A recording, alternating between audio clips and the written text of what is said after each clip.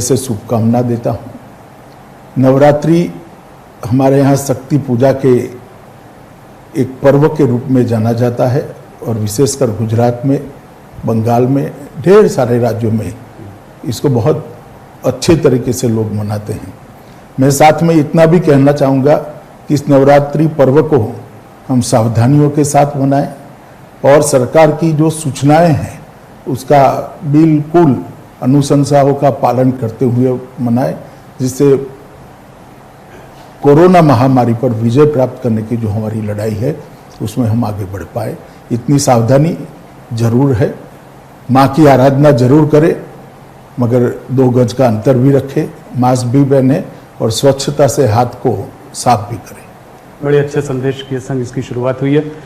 इस वक्त मैंने आपको ठीक 1 साल पहले भी इंटरव्यू किया था, आज ही के दिन, उसके बाद भी इंटरव्यू किया था 4 महीने पहले, पर आज 1 साल पहले आपने हमसे कहा था, जो कि एक बहुत बड़ी खबर भी बनी थी, आपने उस वक्त ऐलान किया था कि आप बिहार का चुनाव नीतीश कुमार के नेतृत्व में लड़ेंगे।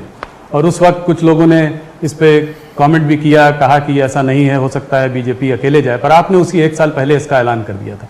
तो 2015 और आज इसको आप कैसे देखते हैं? उस वक्त आप नीतीश जी के खिलाफ थे, आज आप नीतीश के साथ हैं, तो इस चुनाव में आपका आंकलन क्या है? और आपका प्रेडिक्शन बहुत वो माना जाता है, क्या नंबर लगाएंगे आप कि कितनी सीट जीतेगी? देखिए, हमने जब से नीतीश कुमार जी के साथ हमारी सरकार बनी तब से भारतीय जनता पार्टी ने फैसला किया था कि बिहार का जो 2020 का चुनाव है वो हम नीतीश कुमार जी के नेतृत्व में लड़ेंगे। और ये सार्वजनिक रूप से, पहले मैं पार्टी अध्यक्ष था तब मैं, और अब नड्डा जी ने भी कहा है, इसमें कोई 2 राय नहीं है, 2 मत नहीं है। मैं आज फिर से दोहराना चाहता हूं कि चुनाव बिहार में श्री नीतीश कुमार के नेतृत्व में लड़ा जा रहा है और नरेंद्र मोदी जी एनडीए के सर्वमान्य प्रमुख नेता हैं, उनके नेतृत्व में लड़ा जा रहा है। तो जो कुछ भी भ्रांतियां फैलाने का प्रयास कर रहा है, मैं आज इस पर बड़ा फुल स्टॉप लगाना चाहता हूं। नीतीश कुमार ही बिहार के अगले मुख्यमंत्री होंगे। अगर भारतीय जनता पार्टी की सीट ज्यादा आएंगी तब भी? देखिए, अगर मगर का सवाल ही नहीं है। एनडीए को 2/3 बहुमत मिलने जा रहा है और नीतीश कुमार जी मुख्यमंत्री बनेंगे। तो ये आपका प्रेडिक्शन है? जी। इसमें अगर बीजेपी की ज्यादा सीटें आएंगी तो भी मुख्यमंत्री नीतीश जी ही बनेंगे? देखिए राहुल जी, कुछ कमिटमेंट इस प्रकार के होते हैं जो सार्वजनिक तौर पर किए जाते हैं और उसकी पालना होती है। इस चुनाव में एक अलग मुद्दा जो उठकर आ रहा है वो है चिराग पासवान जी का। पहले वो आपके साथ थे, अब वो आपके साथ नहीं है। कुछ लोग कह रहे हैं वो अभी भी साथ में है। कल ही मैं उनका स्टेटमेंट देख रहा था, कह रहे थे कि मैं अपना सीना चीर के अगर दिखाऊं तो उसमें मोदी जी बसे हुए हैं। तो अगर ऐसा है तो फिर वो आपके साथ क्यों नहीं है? 143 सीटों पर चुनाव लड़ रहे हैं। अब मेरे साथ क्यों नहीं है, हमारे साथ क्यों नहीं है, इसका जवाब तो चिराग जी ही दे सकते हैं। मगर मैं पहले, बहुत दुखद घटना अभी अभी हुई, श्री रामविलास जी हमारे साथ नहीं रहे जी। और रामविलास जी समाजवादी आंदोलन की उस पीढ़ी के कार्यकर्ता थे जिन्होंने सामाजिक न्याय के लिए बहुत बड़ा काम किया। लगभग 5 दशक तक देश की राजनीति को वो योगदान करते रहे और बिहार के ही थे और खास कर दलितों के लिए बहुत बड़े नेता रहे। मैं श्री रामविलास पासवान जी को श्रद्धांजलि देना चाहता हूं। और जहां तक लोजपा भाजपा जदयू के गठबंधन का सवाल है, भाजपा की ओर से, जदयू की ओर से लोजपा को उचित जो बनती थी वो सीटों को कई बार ऑफर किया गया, कई बार नेगोशिएशन भी किया गया।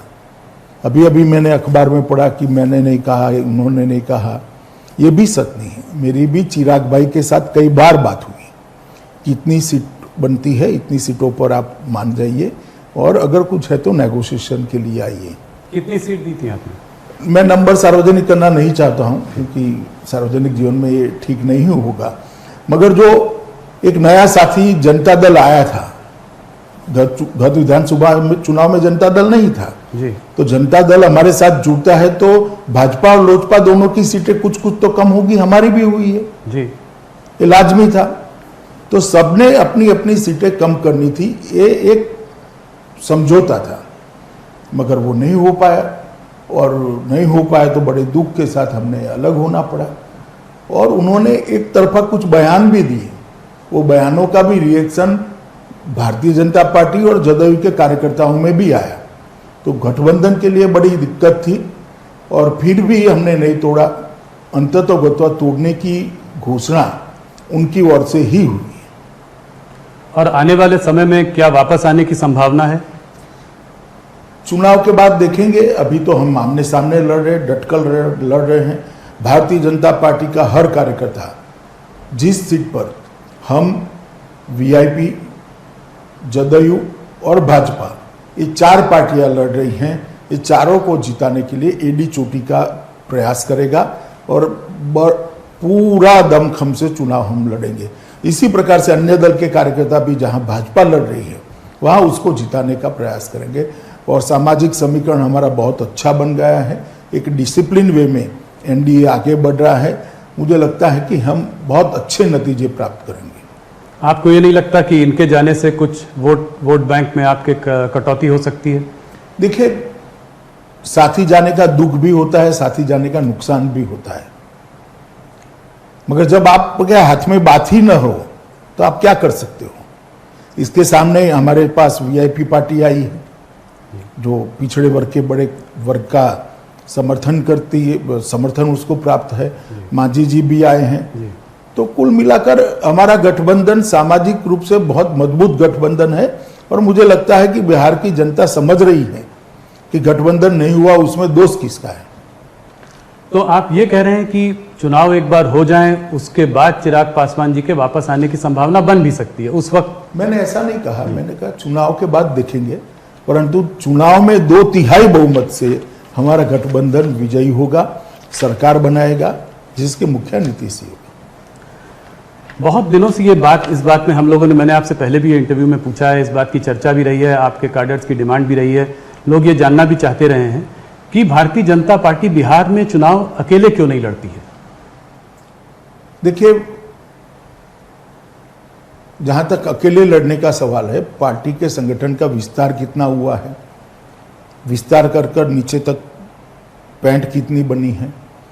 और नीतीश कुमार जी जब से एनडीए बना तब से हमारे साथी हैं। पहले समता पार्टी हुआ करती थी, जौहर साहब नेतृत्व करते थे, शरद यादव जी करते थे, बाद में नीतीश कुमार जी के हाथ में नेतृत्व आया। तो तब से हमारे पुराने साथी हैं और तोड़ने का कोई कारण नहीं है। एक बार बीच में थोड़ी गड़बड़ हुई थी, टूटा था, मगर अच्छा ही हुआ, फिर से आज वो एनडीए में है। तो सिर्फ विस्तार के लिए अकेला लड़ना वो ठीक नहीं है। गठबंधन का एक धर्म होता है, तो हमने धर्म को निभाया है और हम चाहते हैं कि नीतीश कुमार जी के नेतृत्व में जो विकास हुआ है 15 सालों में वो बरकरार रहे। ऊपर मोदी जी, नीचे नीतीश जी, ये डबल इंजन वाली सरकार बिहार को विकसित राज्य बनाने की दिशा में बहुत द्रुत गति से आगे ले जाएगी। आप जब जनता के बीच आज जा रहे हैं इस गठबंधन के साथ, तो पिछले 15 साल में क्या आपकी सरकार ने किया है जिसको कि आप जनता के सामने लेकर जा रहे हैं? ये 15 बनाम 15 जो आप 15 साल अपने और 15 साल लालू जी के कंपेयर करने की कोशिश कर रहे हैं, इसमें आप क्या बोल रहे हैं जनता को? सिर्फ इतना ही नहीं है जी। आप बिहार के 15 साल लालू जी के और 15 साल नीतीश जी के कंपेयर करना है तो मैं अभी कर देता हूं, मगर इसके साथ साथ केंद्र में श्री नरेंद्र मोदी जी की सरकार बनने के बाद 10 साल भी नहीं हुए, 6 साल समाप्त हुए। 6 साल के अंदर देश के 60 करोड़ गरीब, जिसमें से बहुत बिहार में गरीब आबादी बहुत ज्यादा है, आप भी जानते हो, उनके घर में बिजली पहुंचाई गई। हर घर में बिहार में बिजली है आज। शौचालय पहुंचाया गया है, गैस का चूल्हा पहुंचाया गया है, स्वास्थ्य योजना का 5 लाख तक का कार्ड पहुंचाया गया है। ढेर सारी सुविधाएं उनको देने का काम भारतीय जनता पार्टी की सरकार ने किया है। एक प्रकार से गरीबों को नारे की जगह एम्पावर करने का काम श्री नरेंद्र मोदी जी ने किया है। 1,25,000 करोड़ का पैकेज दिया था। दुर्भाग्य से हम चुनाव हार गए। सब मानते थे अब पैकेज का क्या होगा। हम पाई का हिसाब दे सकने की स्थिति में है। 1,25,000 करोड़ के पैकेज को बिहार की जनता के लिए जस का तस हमने जमीन पर उतारा है। चाहे इंफ्रास्ट्रक्चर की बात हो, चाहे रेल की बात हो, चाहे पेट्रोलियम की बात हो, चाहे बिजली की बात हो, चाहे गंगा पर बड़े बड़े पुल बनाने हो, चाहे कारखाने खाद के बनाने हो, चाहे कृषि विकास के लिए इंफ्रास्ट्रक्चर खड़ा होना, हर क्षेत्र के अंदर 1,25,000 करोड़ ने अपना काम किया है। और बिहार को अतिरिक्त राशि भी दी गई है। और साथ में साथ नीतीश कुमार जी की सरकार ने भी ये 15 साल में बहुत तेजी से विकास किया है। मैं थोड़े आंकड़े आपको देना चाहता हूँ। जब लालू जी के 15 साल थे तब विकास दर, औसत विकास दर 3.16 थी और आज 11.20 है। आप समझ सकते हो। Bihar one of the fastest growing economies है जी। और फास्टेस्ट ग्रोइंग इकोनॉमी किसके राज्य में बनी? जी। तो एनडीए के राज्य में। जहां तक बजट का सवाल है, 23,000 करोड़ का बजट था, आज 2,23,000 करोड़ का बजट है। बजट में 2 लाख करोड़ की बढ़ोतरी बिहार जैसे राज्य जहां रेवेन्यू कम होती है वहां पर हुआ है। इसी प्रकार से एग्रीकल्चर ग्रोथ रेट में 5% की वृद्धि है। व्यक्तिगत आय में भी वृद्धि हुई है।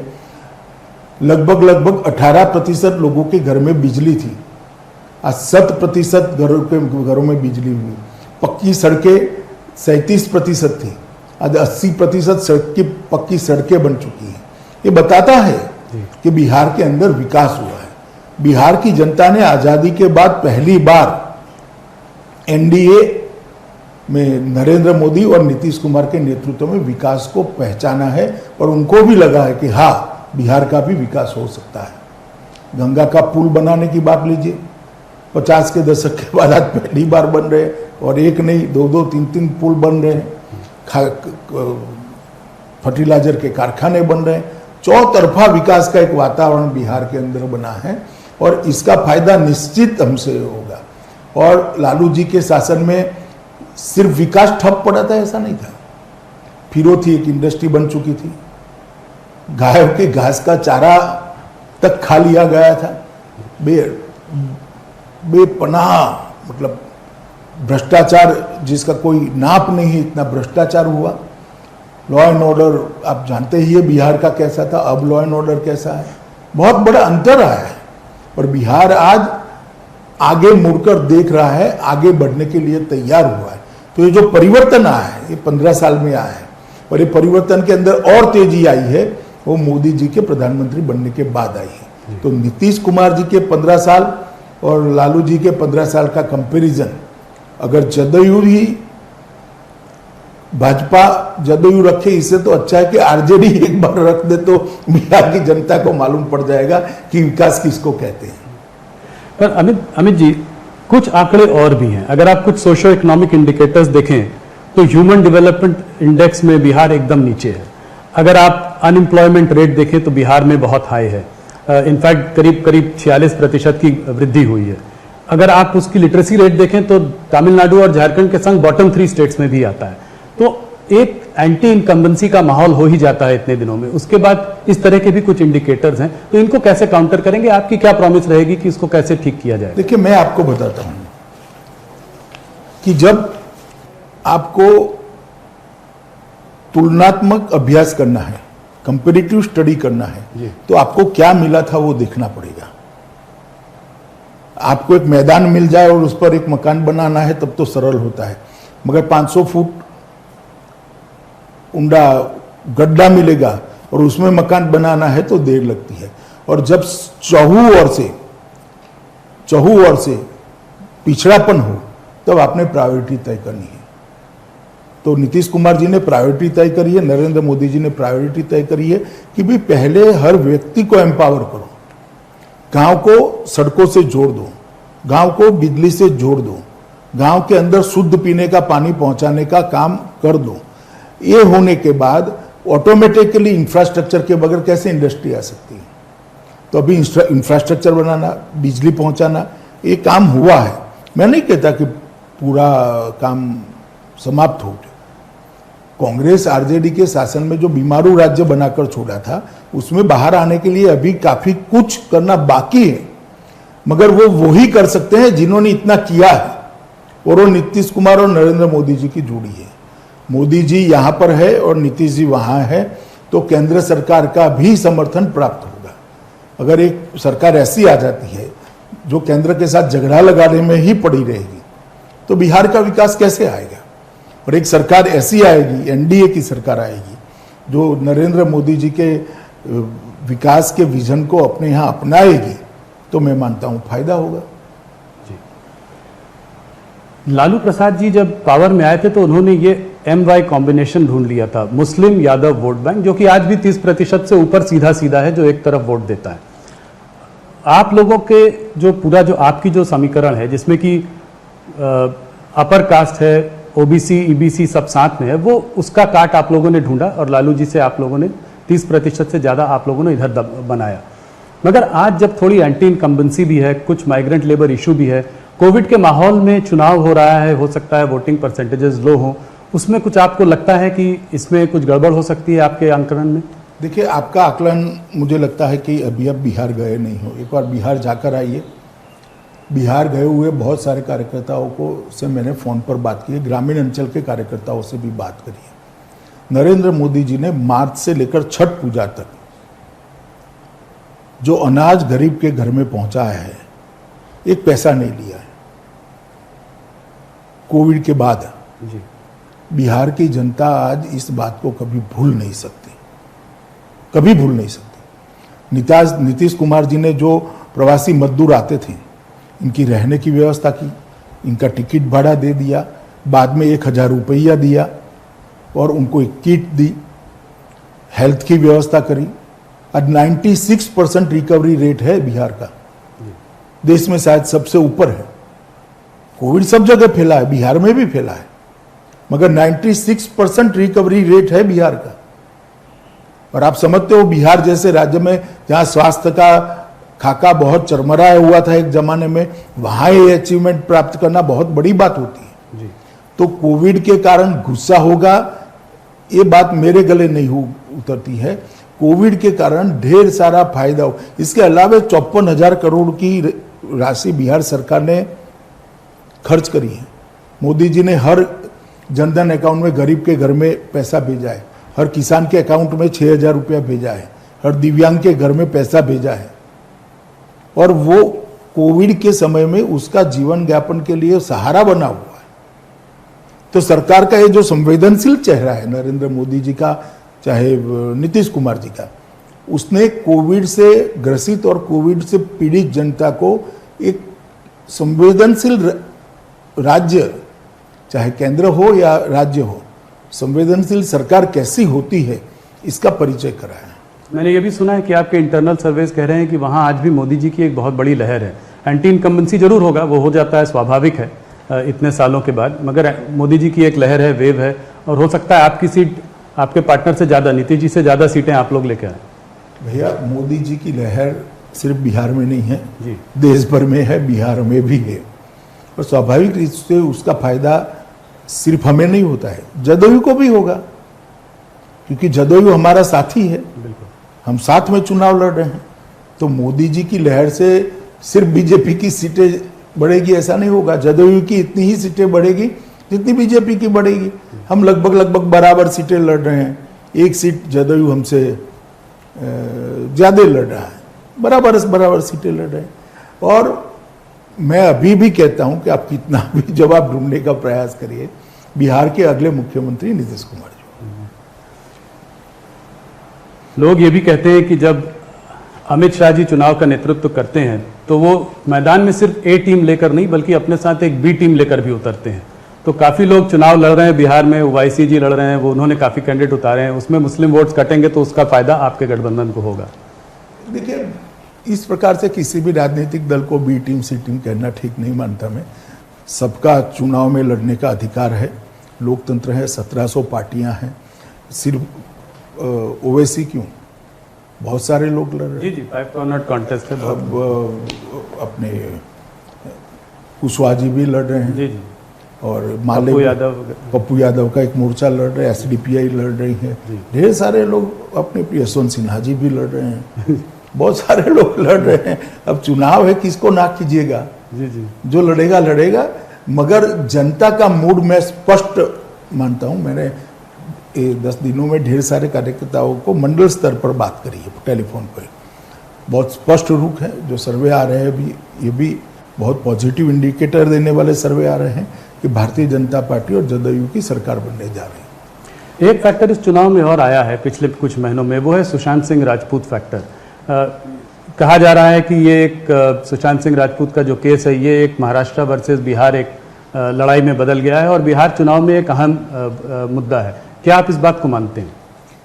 देखिए, मुझे मालूम नहीं है जमीन में ये केस कितना चुनावी मुद्दा बना है, मगर बना भी है तो इसका कारण हम नहीं है। अगर पहले से सीबीआई को दे दे तो चुनावी मुद्दा ही न बनता। शंकाएं तो पहले दिन से खड़ी हो गई थी, क्यों पकड़ कर रखना? दे देना चाहिए था। अब ये ऑर्डर भी हमने नहीं करा, उच्चतम न्यायालय ने किया है। उच्चतम न्यायालय ने जब सीबीआई को कहा कि आप जांच करिए तो हमें कर रहे हैं। मगर मैं इतना मानता हूं कि सुशांत सिंह जी की जगह कोई भी व्यक्ति हो, अगर अपमृत्यु होती है तो इसकी जांच ढंग से होनी चाहिए, न्यायिक होनी चाहिए, न्यूट्रल होनी चाहिए। जल्दी में आपको लगता है कि केस को क्लोज कर दिया था मुंबई पुलिस ने? मैं कोई टिप्पणी करना नहीं चाहता क्योंकि सीबीआई जांच कर रही है और अभी कोर्ट के सामने मामला है, परंतु परसेप्शन जो बना था उस वक्त वो ठीक नहीं बना था। तो ये तो रही बिहार की बातें। थोड़ा सा मुड़ते हैं देश के और गंभीर मुद्दों की ओर। सबसे गंभीर मुद्दा पिछले महीनों में जो रहा है वो रहा है चाइना का मुद्दा। आप इस मुद्दे को कैसे देखते हैं? क्या चाइना ने, लोग तरह तरह की बातें कर रहे हैं, पर मैं आपसे सीधा सवाल पूछना चाहता हूं, क्या चाइना हमारी सीमाओं में घुस आया है? क्या आपको कुछ उम्मीद है कि इस समस्या का समाधान निकलेगा? मिलिट्री लेवल टॉक्स काफी दिनों से चल रही हैं, डिप्लोमेटिक दरवाजे भी खुले हुए हैं। क्या इसका समाधान आपको दिखाई पड़ रहा है? देखिए, दोनों सेनाओं के बीच में भी बात हो रही है और दोनों देश के डिप्लोमेट भी बात कर रहे हैं। उस वक्त सरकार के गृह मंत्री नाते मुझे कुछ कहना उचित नहीं लगता, मगर मैं नरेंद्र मोदी जी की बात को दोहराता हूं कि हम अपनी एक एक इंच जमीन के लिए जागरूक हैं और इसको कोई छीन नहीं सकता। तो अंदर किसी के आने का कोई सवाल नहीं है, आप ये कह रहे हैं? मैं फिर से एक बार मेरी बात को दोहराता हूं, हम सीमाओं पर अपनी एक एक इंच जमीन के लिए जागरूक है पर उसको कोई छीन नहीं सकता। चाइना तो ये समझता है कि लद्दाख और अरुणाचल प्रदेश भी जो है हमारे देश का हिस्सा नहीं है। तो क्या आपको लगता है कि भारत को भी तिब्बत और ताइवान के रवैये की ओर जो है एक अपने नीति में बदलाव लाना चाहिए? देखिए, ऐसा है कि इस तरह की बातें इस प्रकार के इंटरव्यू में करना ठीक नहीं होगी। ये बड़ा कॉम्प्लेक्स इश्यू है और इसके फार रीचिंग रिपल्केशंस भी होते हैं, इसलिए मैं इस पर ज़्यादा बोलना नहीं चाहता हूँ। पार्लियामेंट के फ्लोर पर श्री राजनाथ सिंह जी और विदेश मंत्री जी ने, श्री जयशंकर जी ने, दोनों ने बातें रखी है। मुझे लगता है इतना पर्याप्त है। अभी बातें चल रही हैं चाइना के साथ, देखिए आगे क्या होता है। मगर हम हमारे अधिकारों के लिए और हमारे सार्वभौमत्व के लिए कटिबद्ध है, जागरूक है। शी जिनपिंग जी ने अभी कुछ हाल में कहा, एक कोई मिलिट्री बेस का कहीं पे गए हुए थे, वहां पे उन्होंने जो है पीपल्स लिबरेशन पार्टी में कहा कि हमें दिलो दिमाग से जो है वॉर के लिए तैयार रहना चाहिए। क्या कहना चाहेंगे आप इस तरह के? इस पर तो आप कह सकते हैं कुछ। मैं कोई टिप्पणी नहीं करना चाहता। हर देश हमेशा तैयार रहता है, सेनाएं बनी ही इसके लिए हैं कि अगर कोई अतिक्रमण होता है तो सेना जवाब दे। तो आपको लगता है हमारी सेनाओं को भी इस संभावना के लिए तैयार रहना चाहिए? बयान के रेफरेंस में मैं नहीं कह रहा, वैसे ही तैयार होती हमारी सेना जी, वरना भिड़ंत न होती उस दिन। अमित जी, एक तरफ लाइन ऑफ कंट्रोल में तनाव बना हुआ है हमारा पाकिस्तान के संग, एक तरफ चाइना के संग, और दोनों आपस में भी मुझे लग रहा है कुछ वो लोग आपस में भी उनका तालमेल है। तो ऐसे में अपने देश को हम लोग कैसे वो बचाएंगे? मतलब दोनों तरफ से हमारे ऊपर दबाव बना हुआ है, तो इसको हम आप कैसे देखते हैं? नहीं, हमारी सेनाएं और हमारा नेतृत्व दोनों सक्षम है, इरादे बुलंद हैं और 130 करोड़ का भारत इस प्रकार से कोई इसको दबा नहीं सकता है और सत्य हमारे पक्ष में है। दुनिया के ज़्यादातर देश हमारे पक्ष में है। मैं मानता हूं कि ये ठीक है, एक स्थिति होती है, कई बार ऐसा दिखता है, परंतु अब कुछ भी करना इतना सरल नहीं है। राहुल गांधी जी जो है चाइना पे आजकल बयानबाजी कर रहे हैं, तो उन्होंने एक बार ये कहा कि जो है हमारी सेना ने 1200 किलोमीटर जो है चाइना की सेना ने 1200 किलोमीटर जमीन पर हमारे कब्जा कर लिया, और अगर कांग्रेस की सरकार होती तो 15 मिनट में उनको खदेड़ के भगा देती। इस पर आप क्या कहना चाहेंगे? देखिए, राहुल जी के पास ना कोई डेटा होता है ना कुछ होता है। जिसका सिर नहीं है, जिसका धड़ नहीं, इस प्रकार की बातें करते रहे। मगर कम से कम कांग्रेस पार्टी को बोलने का अधिकार नहीं है। उनके समय में चीन ने भारत की कितनी जमीन हड़प ली है, इसका हिसाब एक बार राहुल जी जरा देश की जनता के सामने रखें। तो क्या मैं 1962 की बात कर रहा हूं। जी जी, कांग्रेस की ही सरकार थी, उनके परनाना ही प्रधानमंत्री थे। क्या आप ये कहना चाह रहे हैं कि प्रॉब्लम आज जो खड़ी हुई है वो 1962 की वजह से है? मैं ऐसा नहीं कहता। प्रॉब्लम आज जिसके भी कारण खड़ी हुई है, जवाब देने में हम सक्षम है। प्रधानमंत्री जी इसके लिए दिन रात काम कर रहे हैं और जवाब दिया भी जाएगा। कूटनीतिक स्तर पर भी दिया जाएगा, सेना की बातचीत के माध्यम से दिया जाएगा, सब तरह से दिया जाएगा। परंतु कम से कम कांग्रेस पार्टी को यह मुद्दा खड़ा करने का अधिकार नहीं है। चाइना जो है दुनिया को एक बाइपोलर वर्ल्ड की तरह देखता है, एक तरफ चाइना और एक तरफ यूएस। इनफैक्ट अगर देखें तो पिछले कुछ सालों में चाहे वो ऑस्ट्रेलिया हो, जापान हो, वियतनाम हो, फिलीपींस हो, या यहाँ तक कि ताइवान को भी पिछले 1 साल से काफ़ी परेशान कर रहा है। तो क्या लगता है इसका कोई डिप्लोमेटिक इंडिया बाकी देशों के साथ मिलकर इसका कोई इंटरनेशनल स्तर पे कोई हल सोच रहा है, कोई हल निकाल रहा है, बातचीत चल रही है? देखिए, अब उनके हर देशों के साथ अलग अलग प्रकार के रिश्ते हैं, हमारे साथ भी अलग प्रकार के रिश्ते हैं। परंतु जहाँ तक भारत का सवाल है, मैं इतना स्पष्ट कह देता हूँ कि हम हमारी सीमाओं के लिए और सार्वभौमत्व के लिए जागरूक है। थोड़ा सा कश्मीर की ओर बढ़ते हैं। पिछली इंटरव्यू में भी मैंने आपसे 4 महीने पहले यही पूछा था कि कश्मीर में आप लोगों ने बात कही है कि विश्वास की भी जरूरत है और वहाँ विकास की भी जरूरत है। अब मनोज सिन्हा जी भी वहाँ पे गए हैं एलजी होने के नाते, तो आपका क्या रोड मैप है? क्या लगता है कि कब वहाँ पर सिचुएशन नॉर्मल हो सकेगी और विकास को एक प्राथमिकता मिल पाएगी? देखिए, जहाँ तक लॉ एंड ऑर्डर का सवाल है, सिचुएशन नॉर्मल हो चुकी है। विकास के लिए काफ़ी कुछ होना चाहिए था अब तक, मगर कोविड वहाँ पर भी था, कोविड की दिक्कतें वहाँ पर भी थी, और स्वाभाविक रूप से भारत सरकार का भी फोकस कश्मीर समेत पूरे देश के कोविड के रोकथाम में था। मुझे लगता है कि अब मनोज जी गए हैं और मनोज जी ने शुरुआत बहुत अच्छी करी है और विकास नीचे तक पहुंचाने की शुरुआत भी करी है। चाहे प्रधानमंत्री आयुष्मान भारत का कार्ड पहुंचाना हो, हर गांव में पानी पहुंचाना, ये सारी योजनाओं को द्रुत गति से हम आगे, इंफ्रास्ट्रक्चर के प्रोजेक्ट में भी बहुत बड़ी हमने रुके हुए प्रोजेक्टों को बहुत तेज गति से आगे बढ़ाया है। 5-6 महीने में आपको दिखाई पड़ेगा कि कश्मीर के अंदर काफ़ी कुछ अच्छा हो रहा है। और स्वाभाविक है कि कश्मीर में भी कोविड कोई कम नहीं था जी, और देश भर में कोविड था, तो 5-6 महीने थोड़ा एक स्लो रहा है, मगर अब गति काफ़ी बढ़ी है। विगत 1-1.5 महीने में बहुत परिवर्तन आया है। फारूक अब्दुल्ला और महबूबा मुफ्ती का साथ में आकर ये कहना कि आर्टिकल 370 को दोबारा लागू किया जाए, ये तो समझ में आता है। हाल ही में चिदम्बरम जी ने कहा है कि कांग्रेस का ये स्टैंड है कि 370 को रेस्टोर करना चाहिए, स्पेशल स्टेटस कश्मीर में वापस आना चाहिए। क्या कहना चाहेंगे आप इस बारे में? तो कांग्रेस पार्टी ने पार्लियामेंट में भी ये स्टैंड लिया था कि 370 नहीं जानी चाहिए, मगर मेरा तो विनंती है कि राहुल गांधी और सोनिया गांधी, चिदम्बरम जी का जो स्टेटमेंट है, इसको एक बार एंडोर्स कर दे जरा, तो देश की जनता को मालूम पड़े।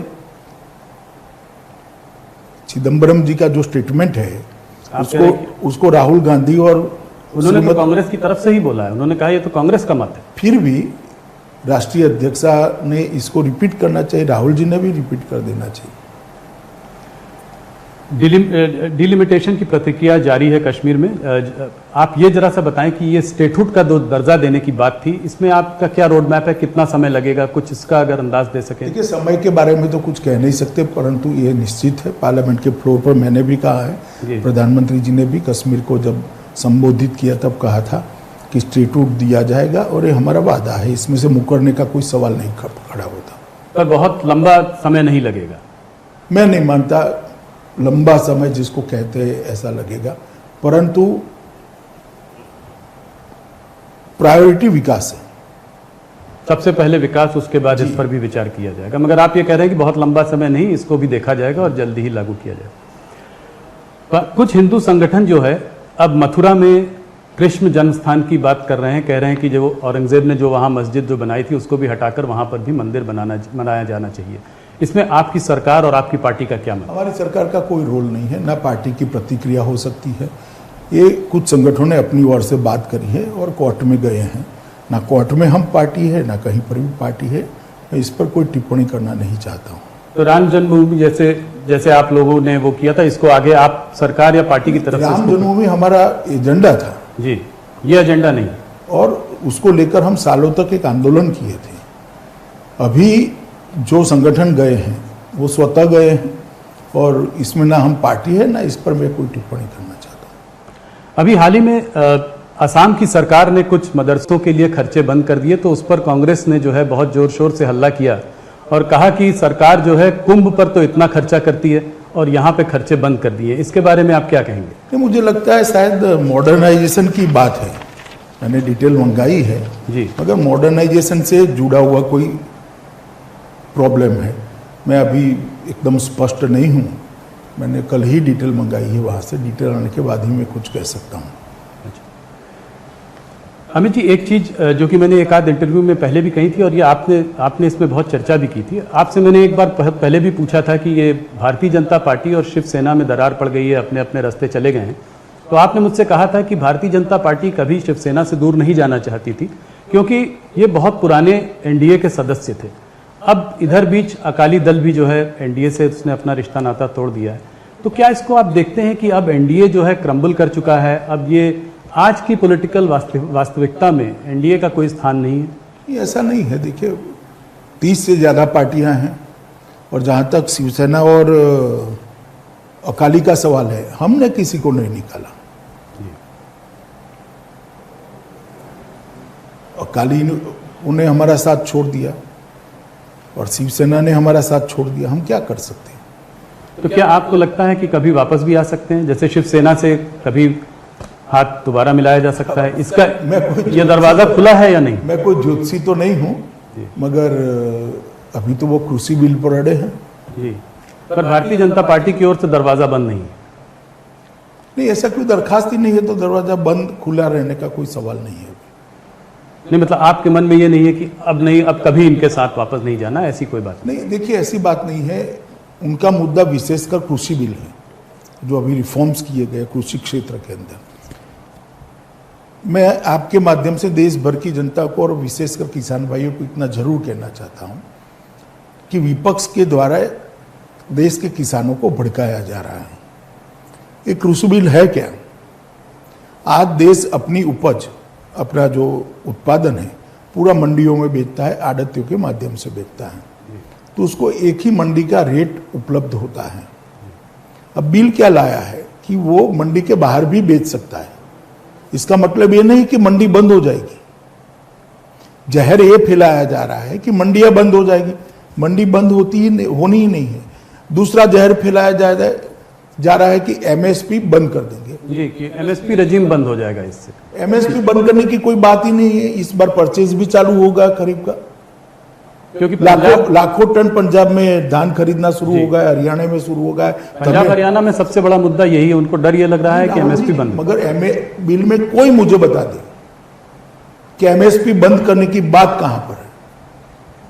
एक किसानों को भड़काने की बात है, और इसीलिए आंदोलन उठ नहीं रहा है। देखिए, एमएसपी बंद करी ही नहीं है, ना करने का सवाल है। उल्टा हमने तो स्वामीनाथन कमेटी की सिफारिशों को अमल में लाया जी, 50% प्रॉफिट वाली, और इसके कारण हर सीजन में एमएसपी के दाम बढ़ते जा रहे हैं, किसान को फायदा हो रहा है। मगर एमएसपी से ज्यादा भी अगर कोई आटे की मिल वाला गेहूं का दाम देता है तो किसान क्यों नहीं बेच सकता उसको? किसान को ऑप्शन उपलब्ध होना चाहिए या नहीं होना चाहिए जी? तो हम तो ऑप्शन दे रहे हैं, और अगर एमएसपी से कम दाम है तो किसान भला क्यों प्राइवेट प्रायोरिटी को देगा? वो जरूर एपीएमसी में चला जाएगा। जरूर। और जब ई मंडियां बनने लगी है, देश भर की मंडियां ऑनलाइन आ गई है। युवा किसान अपने मोबाइल से रेट देखता है, वो घर पे रुक जाता है, मंडी में नहीं जाना है, यहाँ तो रेट कम मिल रहा है। और तीसरा, कॉन्ट्रैक्ट फार्मिंग के बारे में कहते हैं कि भाई किसान कहाँ, बड़ी बड़ी कंपनियां होगी, औने पौने दाम में खरीद दिया जाएगा, ये कर दिया जाए, वो कहाँ वकील रखेगा। किसान ये कॉन्ट्रैक्ट में से किसी भी समय पर, किसी भी स्तर पर एक तरफा कॉन्ट्रैक्ट छोड़कर निकल सकता है।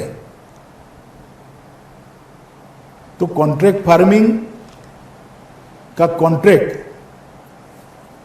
कंपनियों के लिए बाध्य है, किसान के लिए नहीं है। ये तीनों मुद्दे किसानों को बताने की जगह इसमें पॉलिटिक्स कर रहे हैं।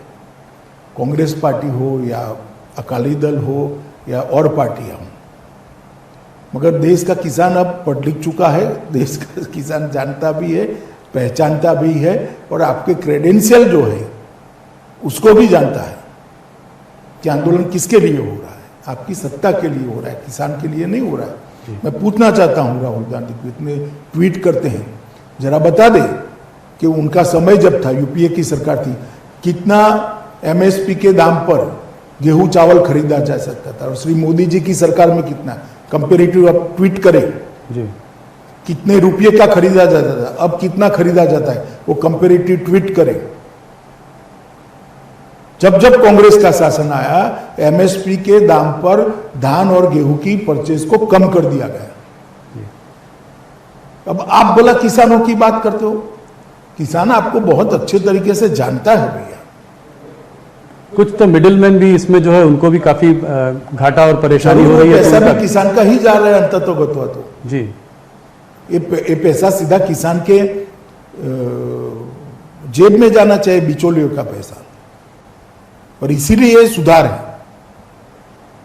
देखिए राहुल जी, मैंने पहले भी किया था कि नरेंद्र मोदी सरकार लोगों के लिए अच्छे हो ऐसे फैसले लेती है, अच्छे लगे ऐसे फैसले नहीं लेती है, और ये फैसला किसानों के लिए अच्छा फैसला है, किसान के भविष्य को सुधारने वाला फैसला है।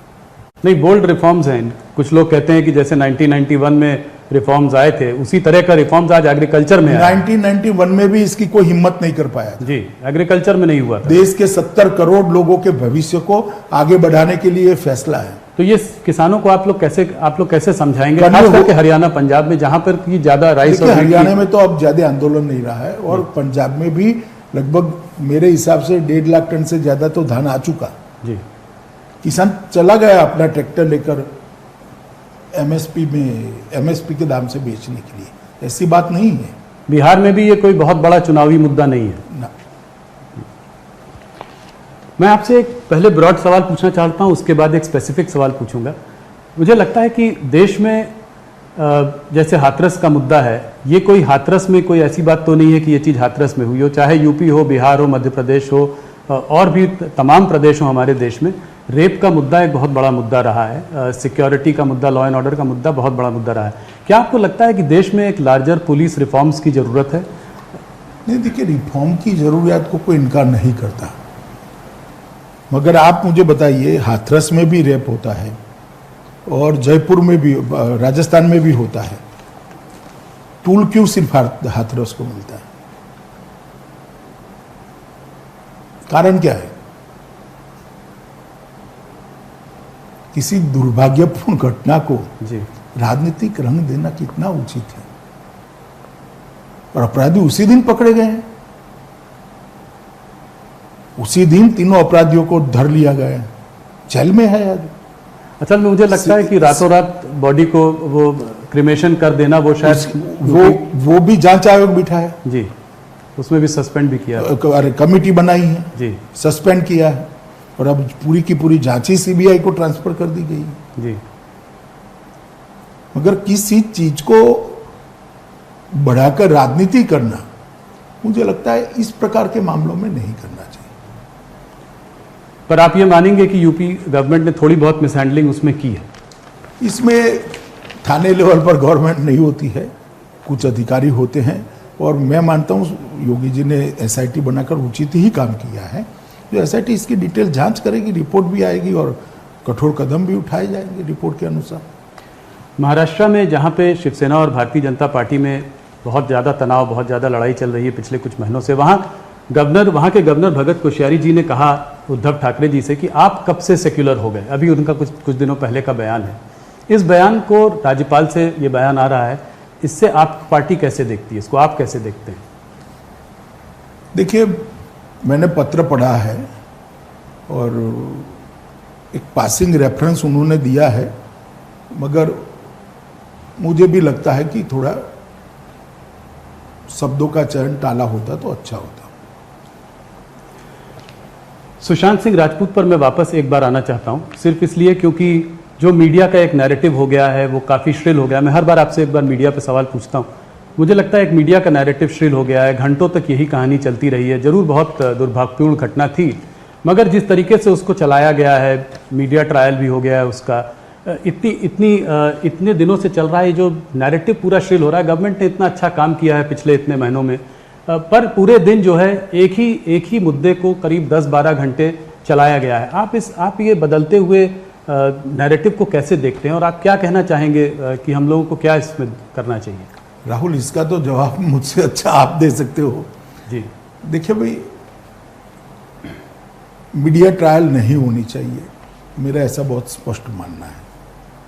हाँ, कहीं लिपापोती होती हो, घोताही होती है तो जरूर कान पकड़ना चाहिए, अधिकार है मीडिया का और फर्ज भी है, परंतु सिर्फ टीआरपी के लिए बात को बढ़ाना मुझे लगता है उचित नहीं है। और किसी भी घटना में अगर किसी भी प्रकार की लिपापोती होती तो इसको स्पेसिफिक बताना वो मीडिया का धर्म होना चाहिए। अभी कार में बैठे, कार से निकले, 5 मिनट में पहुंचेंगे, दाया पैर बाहर रखा, बिल्कुल। अरे भाई, इस प्रकार से अगर करेंगे तो मुझे लगता है कि न्याय के काम में भी बाधा आती है। जी। इस पूरे मुद्दे में जो एक और अलग मुद्दा निकल कर आया है, ये सुसाइड है या और कुछ है, अबेटमेंट टू सुसाइड है, ये तो बातें पता चलेंगी। मुंबई पुलिस ने तो केस क्लोज कर दिया था, सीबीआई ने अभी इसकी जांच कर रही है। मगर बॉलीवुड में एक ड्रग्स का मुद्दा जो है सामने खुलकर आया है, इसको आप कैसे देखते हैं? देखिए, मैं ड्रग के मुद्दे को बॉलीवुड से जोड़कर नहीं देखना चाहिए। ड्रग एक खतरनाक दूषण है, नासूर है, इसको जितनी हो सके उतना जल्दी समाप्त कर देना चाहिए। ये 1.5-2 साल में ड्रग पर काफ़ी कठोर कदम उठाए गए हैं, नतीजे भी बहुत अच्छे मिले हैं, मगर मैं आपको इतना आश्वस्त करना चाहता हूँ, मोदी जी के नेतृत्व में ड्रग का कारोबार भारत के अंदर करने वालों को बहुत दिक्कतें आएगी। इस प्रकार का कानूनी बदलाव, ढांचागत बदलाव, इंफ्रास्ट्रक्चर भी हम बदल रहे हैं और इसके लिए इतनी मुस्तैदी के साथ उनको मैन पावर भी दे रहे हैं। आने वाले दिनों में इस पर बहुत बड़ा परिवर्तन देखने को मिलेगा। जहाँ तक बॉलीवुड का सवाल है, अब एनसीबी की जांच में जो निकलता है वो निकलेगा, परंतु इसको कोई एक सेक्टर्स के साथ जोड़ना ठीक नहीं होगा। पर चाहे कोई भी इसमें, जब आप बात कर रहे हैं कि इसमें चाहे कितना भी बड़ा आदमी हो, कोई भी इन्वॉल्व हो, सबके अगेंस्ट एक्शन हो। देखिए, छोड़ना तो किसी को नहीं चाहिए। जी। मैं थोड़ा सा वेस्ट बंगाल के बारे में बात करना चाहता हूँ। पिछली बार भी मैंने बात की थी, इलेक्शन आने वाला है अगले 6 महीनों में। आप बंगाल की स्थिति को आज कैसे देखते हैं? देखिए, बंगाल में कानून और व्यवस्था चरमराई हुई है। अम्फान तूफान आया, पूरी राहत इधर उधर अनाप शनाप घोटालों में चली गई। जो यहाँ से अनाज भेजा गया वो भी घोटालों में तितर बितर हो गया। कोरोना के लिए भी जिस प्रकार की पर्याप्त व्यवस्था होनी चाहिए थी वो नहीं हुई। भ्रष्टाचार अपनी चरम सीमा पर है। कानून और व्यवस्था तितर बितर हो गई है। घुसपैठ बेरोक टोक चालू है। बम बनाने के कारखाने हर जिले में मिलते हैं। स्थिति बहुत खराब है और सबसे चिंताजनक बात लोकतंत्र के लिए है कि विपक्ष के कार्यकर्ताओं पर जिस प्रकार के मुकदमे और हत्याएं हो रही हैं, मैं मानता हूं कि ये भारत के किसी और राज्य में अब दिखाई नहीं पड़ता। एक जमाने में केरल में होता था। परंतु अब तो वहां पर भी काफी अंकुश आया है।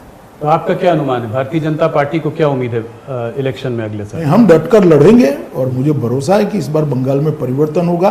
भारतीय जनता पार्टी की सरकार नरेंद्र मोदी जी के नेतृत्व में बनने जा रही है। कोई चेहरा आपके दिमाग में है जिसको कि चीफ मिनिस्टर प्रोजेक्ट किया जाएगा?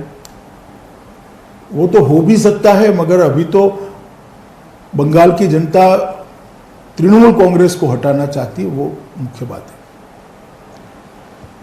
आपके साथी जो हैं, जो कि बंगाल को देखते हैं या बंगाल में हैं, जैसे कि कैलाश विजयवर्गीय, बाबुल सुप्रियो, इन्होंने ये तक मांग की है कि वहां पे प्रेसिडेंट रूल लगाना चाहिए। आपकी इस पे क्या राय है? देखिए, तो पॉलिटिकल पार्टी के नेता है, स्थिति इतनी गंभीर है कि मांग करे वो उनकी जगह पे वाजिब है। जहाँ तक भारत सरकार का सवाल है, हमें संविधान के हिसाब से देखना है, गवर्नर साहब की रिपोर्ट क्या आती है, स्थिति क्या होती है, वो देखकर निर्णय होता है। परंतु भारतीय जनता पार्टी के नेता जो मांग कर रहे हैं, मैं मानता हूं कि स्थिति सच अर्थ में वहां पर गंभीर है। तो इसलिए उनकी मांग मतलब एकदम गलत भी नहीं है? मांग करना गलत नहीं है जी, पर आप ये नहीं कह रहे हैं कि स्थिति अभी ऐसी हुई है कि वहां पे प्रेसिडेंट? मैंने ऐसा नहीं कहा जी। तमिलनाडु के बारे में आप क्या कहेंगे? क्या वहां रजनीकांत से आप हाथ मिला सकते हैं? अभी देर है थोड़ा, उन्होंने तय भी नहीं किया है कि वो राजनीति में आएंगे नहीं आएंगे। कुछ चेंजेस आपने किए हैं वहां पे, आप अपना बेस बना रहे हैं, तो इसलिए मैंने सोचा कि शायद अभी कुछ बातचीत चल रही होगी। नहीं, हम चेंजेस तो कर ही रहे हैं। हम तमिलनाडु में हमारी पार्टी को मजबूत भी करना चाहते हैं। AIADMK हमारे साथ हैं, हम 2 चुनाव AIADMK के साथ में लड़े हैं। अमित जी, एक और सवाल जो कि हर बार आपसे पूछता हूँ और आप भी बहुत गंभीरता से जवाब भी देते हैं। अभी हाल फिलहाल में एक तनिष्क का ऐड आया और जो कि बहुत ट्रोलिंग हुई तनिष्क के ऐड में, तो उसकी वजह से उसको ऐड विड्रॉ करना पड़ा टाटा को। कहीं ये सोशल हार्मनी जो है हमारे देश में, ये कुछ ढीली नहीं पड़ती जा रही है? जो सोशल हार्मनी का जो एक ढांचा था हमारे देश में, आपको लगता है कुछ लोगों की वजह से इस पर क्षति पहुंच रही है? देखिए, हमारी देश की सोशल हार्मनी को कोई इस प्रकार के छोटे मोटे हमले तोड़ नहीं सकते। इसका ताना बाना इतना मजबूत है, ढेर सारे हमले ऐसे हुए। अंग्रेजों ने भी बहुत प्रयास कर देखे, बाद में कांग्रेस ने भी बहुत प्रयास कर देखे, मगर ये टूटने वाली चीज नहीं है। मैं मानता हूं किसी भी प्रकार का ओवर एक्टिविज्म नहीं होना चाहिए। तो आप इसका खंडन करते हैं, ओवर एक्टिविज्म का खंडन करते हैं। आप से कुछ आखिरी 2-3 सवाल कोरोना के विषय में। आप कोरोना वॉरियर हैं, आप तमाम अस्पतालों में शुरू में गए, आप कोरोना सर्वाइवर भी हैं, आपको खुद कोरोना हुआ। आपका क्या संदेश है देश के लिए? मैं इतना ही कहना चाहता हूं कि जब तक दवाई नहीं बनती है, टीका नहीं वैज्ञानिक बना लेते हैं, तब तक प्रधानमंत्री जी की जो अपील है, मास्क पहनकर रखना, हाथ को स्वच्छ रखना सैनिटाइजर से, और 2 गज की दूरी रखना, यही दवाई है। और कोरोना से हमने बचना चाहिए। प्रधानमंत्री जी के नेतृत्व में दुनिया भर में कोरोना के खिलाफ हम एक सफल लड़ाई लड़े हैं। प्रति 10 लाख की आबादी अगर सब आंकड़े देखें, कोरोना पीड़ित लोगों की संख्या, मृत्यु की संख्या और रिकवरी रेट, तो इस सब में भारत 1, 2, 3 में आता है। मैं मानता हूं कि आगे पर कोरोना पर संपूर्ण विजय के लिए भारत की जनता ने कटिबद्ध होना चाहिए, और इसके लिए यही 3 मंत्र हमारे पास है। मास्क पहनकर रखना, सलामत अंतर के साथ ही खड़े रहना, और हाथ को स्वच्छ रखना। अगर इतना हम करते हैं तो बहुत सारे लोगों को कोरोना से बचा सकते हैं। आने वाले दिन त्योहारों के दिन है, त्योहार जरूर मनाइए, मगर कोरोना से बचकर और कोरोना को परास्त कर कर त्योहार बनाना चाहिए। कोरोना की वैक्सीन आपका क्या अनुमान है, कब तक आ सकती है? इसमें मेरे अनुमान से काम नहीं होता है। इसकी इंटरनेशनल स्टैंडर्ड्स हैं, जब तक वो स्टैंडर्ड फुलफिल नहीं होते, वैक्सीन किसी भी व्यक्ति पर लगाना ये हितावह नहीं होता है। तो ये तो वैज्ञानिक और इंटरनेशनल इंस्टीट्यूशन ही तय करेंगे, ICMR ही तय करेगी कि वैक्सीन मार्केट में ले जाने लायक हुई है या नहीं हुई। अमित जी, आपको हमें एक्सक्लूसिव इंटरव्यू देने के लिए बहुत बहुत धन्यवाद। आप हमारे माध्यम से करोड़ों लोग इस इंटरव्यू को देखेंगे, खास करके न्यूज़ 18 बिहार के दर्शक जो कि इस चुनाव को बहुत क्लोजली देख रहे हैं, वो आपके बयान को जरूर देख रहे होंगे। आपने हमें इतना समय दिया, इसके लिए बहुत बहुत धन्यवाद। नमस्कार। नमस्कार राहुल जी।